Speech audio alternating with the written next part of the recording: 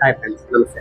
Welcome back to మీకు ఈ video చెప్పబోయేది ఏంటంటే చాలా మంది జస్ట్ ఒక కన్ఫ్యూజ్ అవుతూ ఉన్నారు అండి. అది ఏంటి ఎలా అనేది ఈ వీడియో చెప్పకుండా దయచేసి ఈ వీడియో ఎక్కువ మనకి ఎంక్వైరీలో చాలా మంది ఏంటంటే బస్ టికెట్స్ ఇస్తారని చెప్పి చాలా మంది ఎంక్వైరీలో అడుగుతూ ఉన్నారు.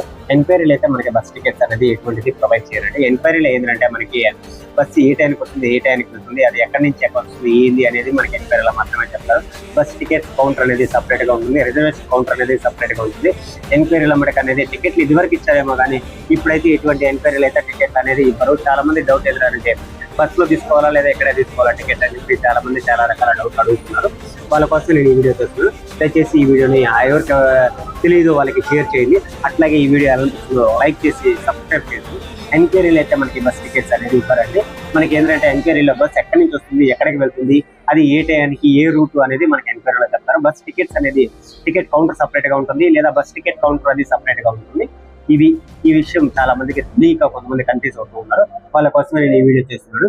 ఈ వీడియో వాళ్ళకి అందేంత వరకు షేర్ చేయండి. అట్లాగే ఈ వీడియో అనిపించిందో ఒక లైక్ చేసి